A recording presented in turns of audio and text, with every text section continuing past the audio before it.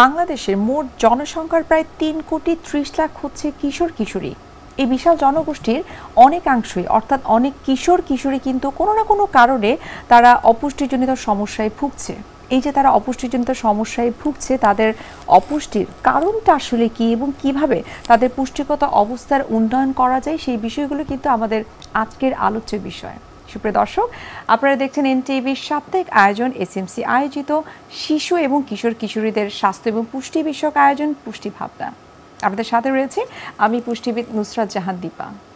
দর্শক, আমাদের এই পুষ্টি ভাবনা অনুষ্ঠানে শিশু এবং কিশোর কিশোরীদের স্বাস্থ্য এবং পুষ্টি বিষয়ক নানাবিধ বিষয় নিয়ে কিন্তু আলোচনা করা হয় এবং আলোচনা করে থাকেন সাধারণত জনস্বাস্থ্য বিশেষজ্ঞগণ এবং বিশেষজ্ঞ চিকিৎসকগণ।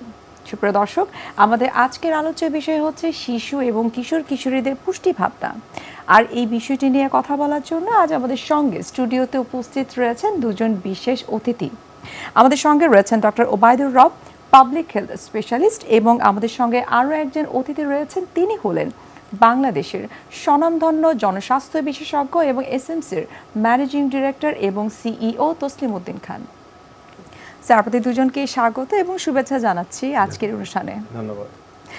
যেমনটি আমরা সবাই জানি যে আমাদের শিশু এবং কিশোর কিশোরীরা হচ্ছে আগামীর নতুন ভবিষ্যতের একটা সম্ভাবনা।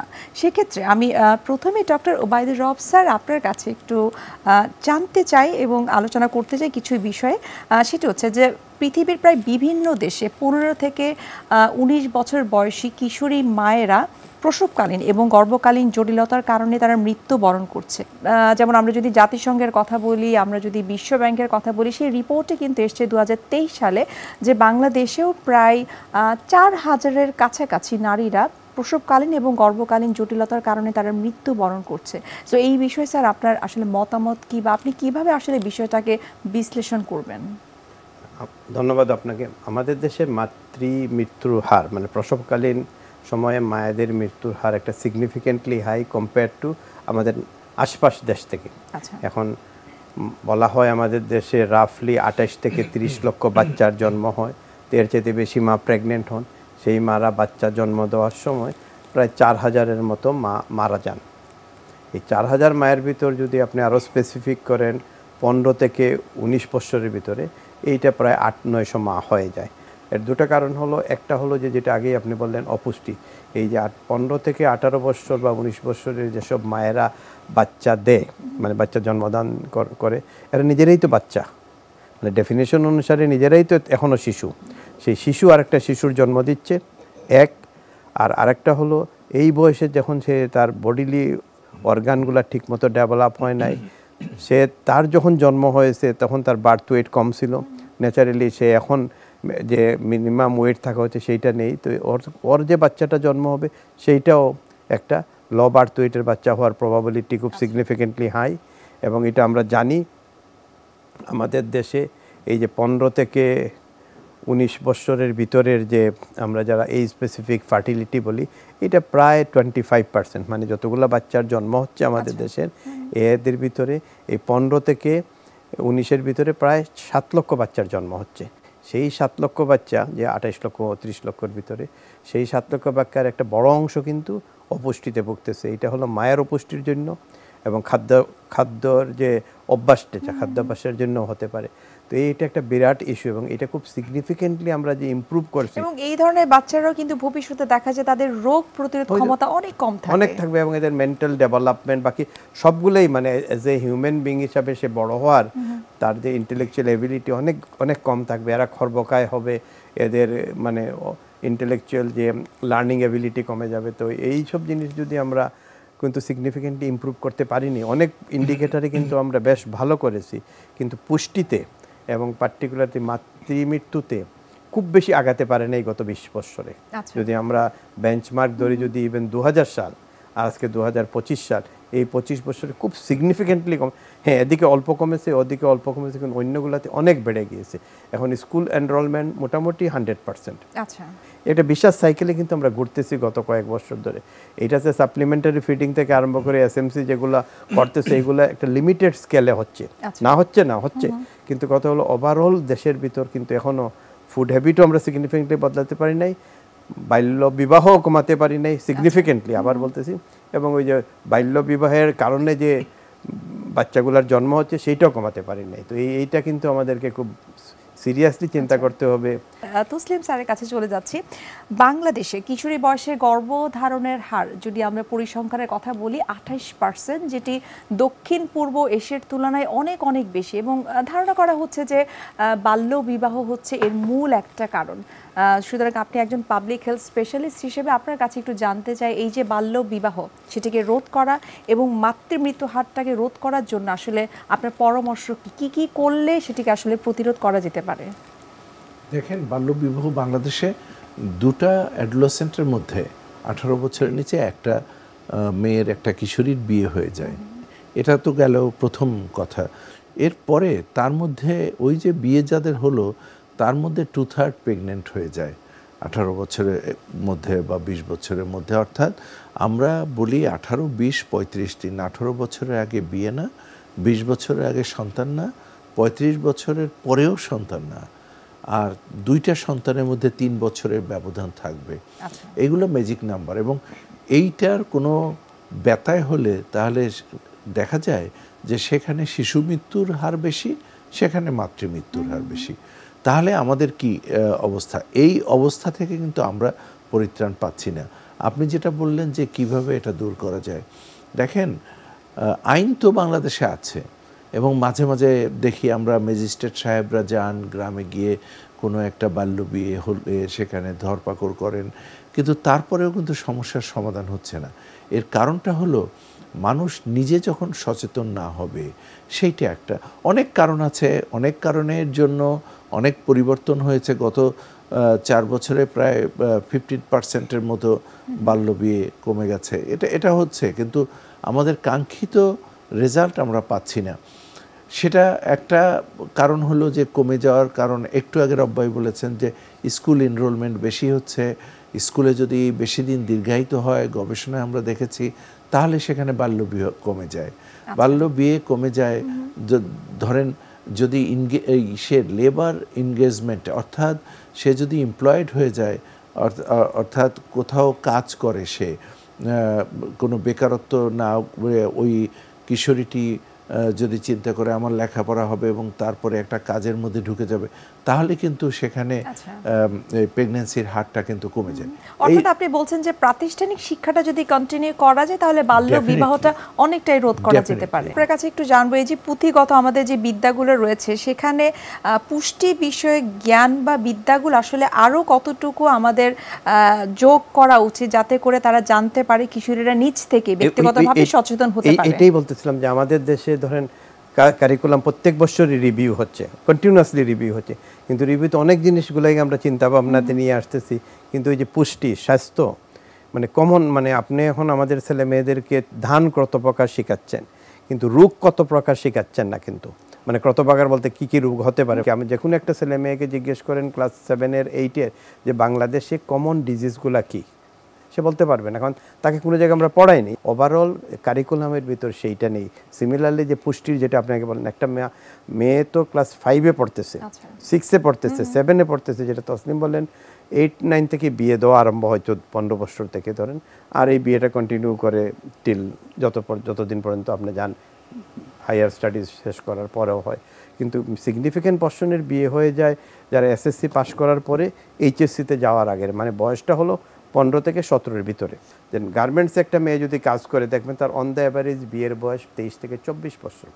আর এই মেয়েটা যদি গ্রামে থেকে যায়, মানে তার যে সিমিলার বোন গ্রামে রয়ে গেছে, কাজিন হোক আর আপন বোনই হোক, তার বিয়ের বয়স কিন্তু 17 থেকে 18। এই যে 5 বছরের একটা গ্যাপ, এই মেয়েটা 5 বছর এখানে গেইনফুল এমপ্লয়মেন্ট করে, সে একটা ক্যাশ নিজের কাছে সেভিং করতে পারতেছে, এক। দ্বিতীয়ত হলো তার আউটলুক বেড়ে গেছে। তার ছেলে মেয়েদের পরের জেনারেশনে এই গার্মেন্টসের ওয়ার্কারের ছেলে মেয়ে দেখবেন বেশি পড়ালেখা করছে কম্পেয়ার টু এই ছেলে মেয়ে। এটা তার 30 বছর পরে আপনাকে দেখতে হবে এই জিনিসটা কি।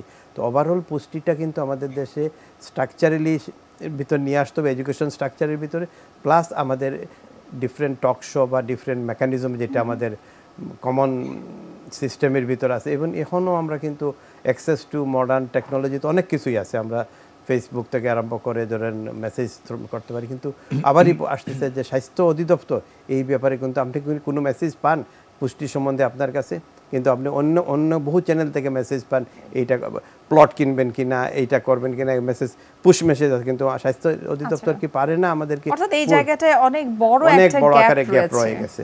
যেহেতু অপুষ্টি নিয়ে কথা হচ্ছে, স্যার কাছে একটু জানবো যে বাংলাদেশে কিশোর কিশোরীদের মধ্যে কিন্তু অপুষ্টিজনিত সমস্যা অনেক বেশি।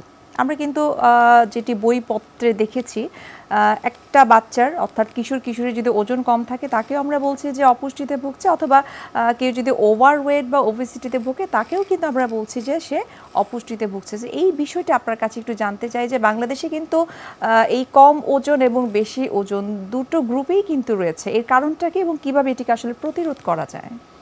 না, এইটা দুইটা যে এইটা বললেন, একটা হলো তার যতটুকু ভিটামিন খেতে হবে, ওই কিশোরীটির যতটুকু মিনারেলস এবং মাইক্রোনিউট্রিশন তার পেতে হবে, সেটুকু তারা পায় না স্বাভাবিক কারণে খাবারের থেকে ওইটুকু পরিমিত খাবার হয় না, সে হয়তো নিউট্রিশনের অভাবে ভোগে। আর একটা স্টাডিতে দেখা গেছে যে 15 থেকে 49 বছর পর্যন্ত নন প্রেগনেন্ট এবং নন ল্যাকটেটিং মা আমরা বলি, তাদের মধ্যে 44% মতো জিঙ্কের ডেফিসিয়েন্সি থাকে, 72% মতো ভিটামিন ডি এর ডেফিসিয়েন্সি থাকে, আয়রনের ডেফিসিয়েন্সি আছে প্রায় 30% মতো, অ্যানাদার 30% আছে আয়োডিনের ডেফিসিয়েন্সি। এই যে মাল্টিপল মাইক্রোনিউট্রিশন, এই মাইক্রোনিউট্রিয়েন্টের অভাব, এক একটার অভাবে এক একটা কারণ হয়। এই অভাব তো আছে, এবং তারা স্বাভাবিক কারণে তাদের মধ্যে অনেকেই আন্ডারওয়েট থাকে। Underweight also an indication of lack of nutrition যদি আমরা প্রথম থেকেই এটা হিসাবটা করি, চিলড্রেন আন্ডার 5 তাদের মধ্যে প্রায় 24%, 4 জনের 1 জন খর্বাকৃতির বাংলাদেশে, অর্থাৎ তার যতটুকু লম্বা হওয়ার কথা ওই বয়সে ততটুকু হচ্ছে না। আবার দেখা যায় যে তার একটা বড় অংশ আছে যেটাকে আমরা বলি আন্ডার ওয়েট হয়, তার যতটুকু ওয়েট হওয়ার কথা ততটুকু হচ্ছে না। তো এইটা একদিকে। আবার দেখা গেছে যে হাই প্রোটিন খেয়ে, বিশেষ করে ফাস্ট ফুড খেয়ে, এই শহরের কিশোর কিশোরীদের মধ্যে বেশি দেখা গেল বার্গার টার্গার খেয়ে তার ওয়েট যেটা হওয়ার কথা তার থেকে অনেক বেশি। কারণ এই যে তাদের জন্য খেলাধুলার অত স্কোপ থাকে না, এক্সারসাইজের স্কোপ কম, যার জন্য তাদের কিন্তু ওই ওয়েট বাড়ে। সেইটাও কিন্তু আমরা নিউট্রিশনের ভাষায় বলি এটাও কাম্য না। অর্থাৎ তার জন্য ওভারওয়েট যদি হয় সেটাও নিউট্রিশনের আমরা বলি যে প্রবলেম আছে, তার সাথে নিউট্রিশন সম্পর্কিত। আর যদি আন্ডারওয়েট হয় সেটাও তার জন্য নিউট্রিশনের প্রবলেম। এই প্রসঙ্গে আমি একটু স্যারের কাছে চলে আসতে চাই। আপনি বলছিলেন যেমন যে অনেক শিশু এবং কিশোর কিশোরী যারা রয়েছে তারা স্টান্টিংয়ে ভুগছে, তারই প্রসঙ্গে একটু জানবো যে বাংলাদেশের প্রায় 3 ভাগ কিশোরীদের 1 ভাগই হচ্ছে তারা স্টান্টিং বা খর্বাকৃতিতে ভুগছে। সেই বিষয়টি নিয়ে আপনার কাছে একটু জানতে চাই যে আপনার মতামত কি, যে কেন এটি আসলে হচ্ছে।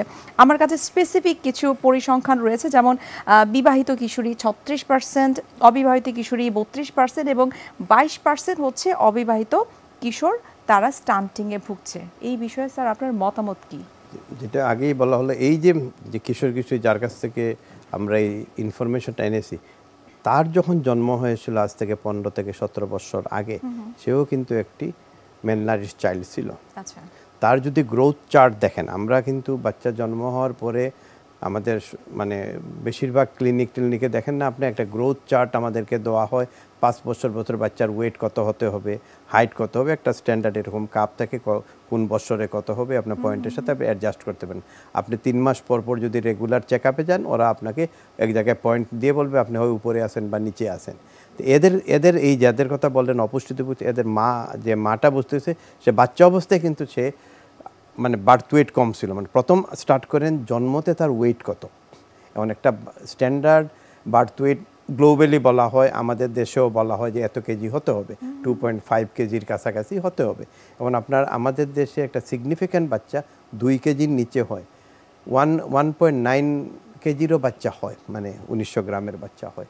তো এই যে বাচ্চাগুলা যারা জন্মতেই আন্ডারওয়েট, তো এইটাকে তো আপনাকে একটা রেকটিফাই করতে হবে, সেই রেকটিফাই আমরা করতেছি না। সে ওই প্রথম দিক থেকেই সে আস্তে আস্তে ওই কার্ভের নিচে থাকতেছে, মানে স্টান্টিংয়ের দিকে যদি বলেন আর ওয়েটের দিকে বলেন। এখন যদি তার সে খর্বাকৃতি হবে।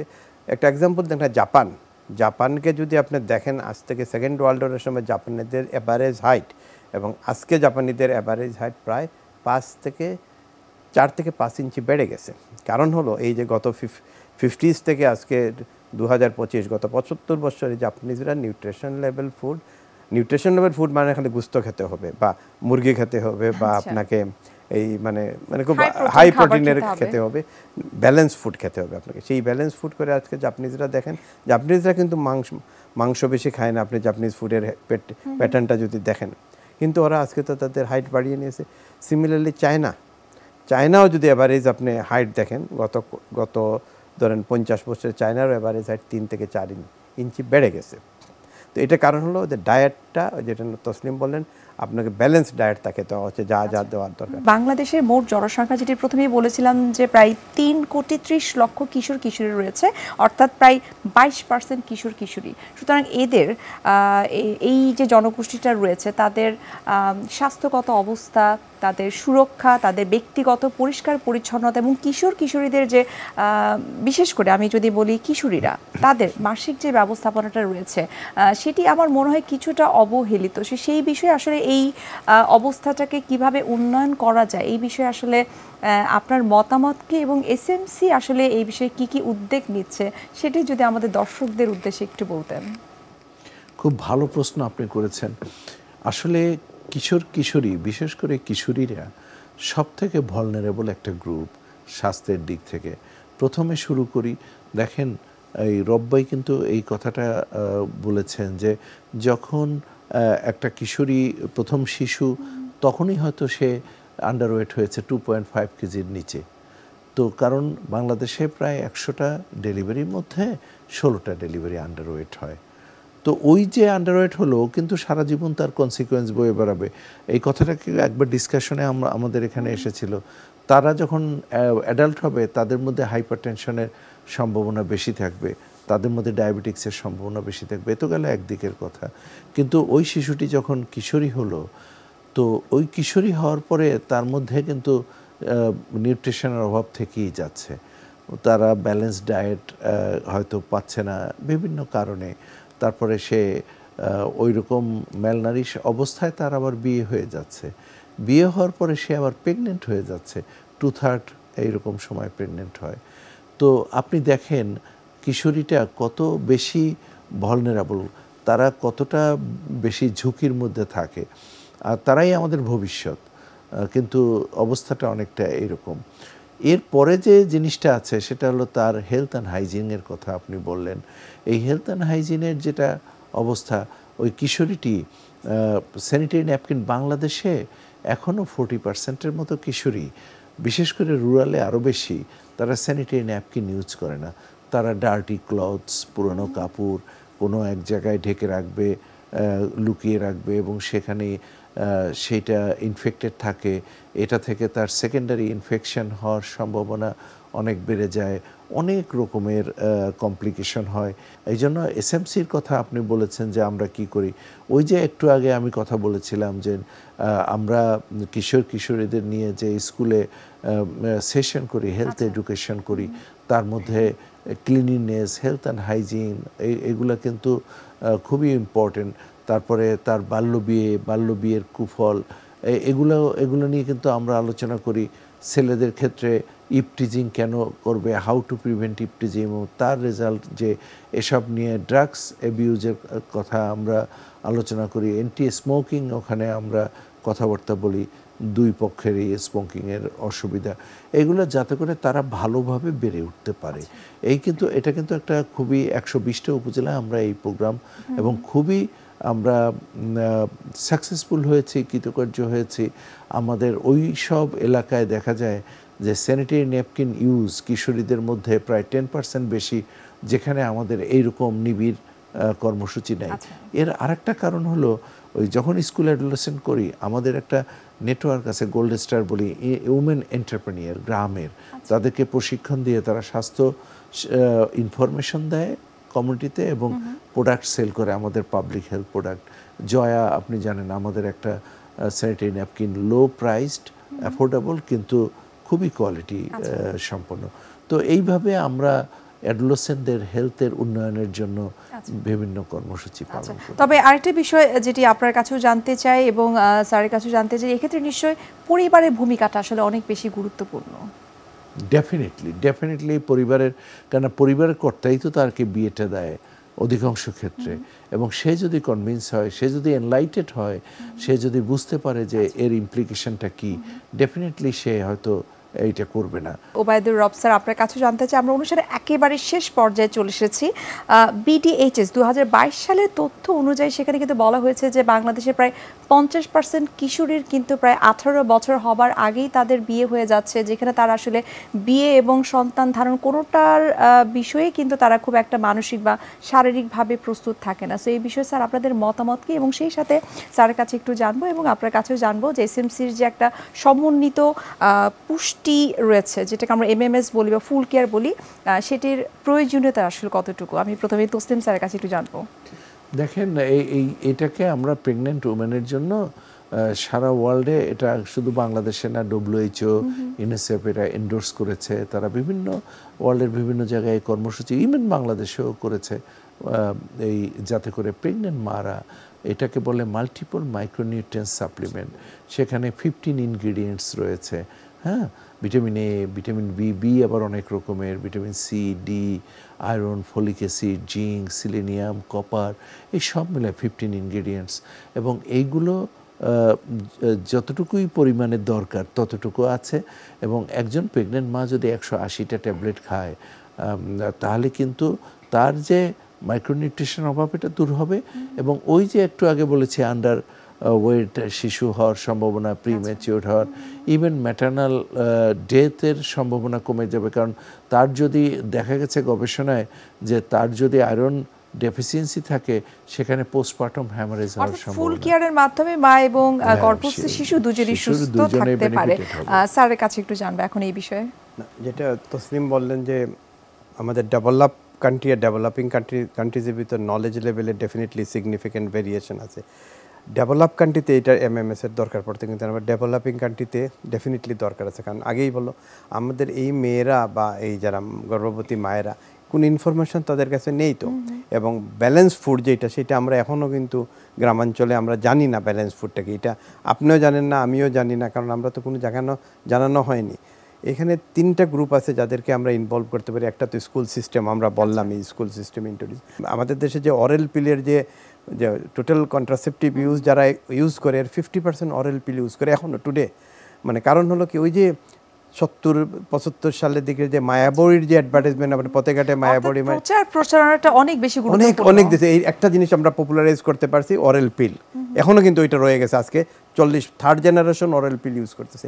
সেইভাবে যদি আমরা নিউট্রিশনের ব্যাপারে, পার্টিকুলারলি এই যে অপুষ্টির ব্যাপারে, যদি আমরা গর্ভকালীন অপুষ্টিকানটাকে যদি আমরা কনসেন্ট্রেট করে, আমরা টেলিভিশন, মানে আমরা মিডিয়া যারা আছে তারা, প্লাস আমরা যারা সোশ্যাল বক্তা, আমরাও কিন্তু এই জিনিসটাকে টার্গেটেড করতে পারি, কিন্তু কেউ করি না। ওইটা আগেই আপনি বললাম, পুষ্টিটাকে আমরা খুবই একবার নিচের দিকে সরিয়ে রাখি। আমরা যদি এক কথায় যদি বলি যে আসলে শিশু এবং কিশোরীদের পুষ্টি অবস্থাটাকে উন্নয়ন করার জন্য আমাদের সকলের ভূমিকাটা অনেক বেশি গুরুত্বপূর্ণ। সেখানে স্বাস্থ্য অধিদপ্তর রয়েছে, আপনাদের মতো জনস্বাস্থ্য বিশেষজ্ঞ যারা রয়েছে, এবং হেলথ কেয়ার প্রোভাইডার যারা রয়েছে, এবং সেই সাথে বলছিলেন যে প্রচারণা অনেক বেশি গুরুত্বপূর্ণ।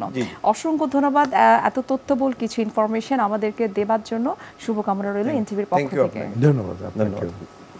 সুপ্রিয় দর্শক, এতক্ষণ আপনারা দেখছিলেন এনটিভির সাপ্তাহিক আয়োজন এসএমসি আয়োজিত শিশু এবং কিশোরীদের স্বাস্থ্য এবং পুষ্টি বিষয়ক আয়োজন পুষ্টি ভাবনা। আজ এখানে শেষ করতে হচ্ছে। দেখা হবে আগামী সপ্তাহে ঠিক একই সময়ে একই দিনে। সেই পর্যন্ত আপনারা সবাই ভালো থাকুন, সুস্থ থাকুন এবং এনটিভির সঙ্গেই থাকুন।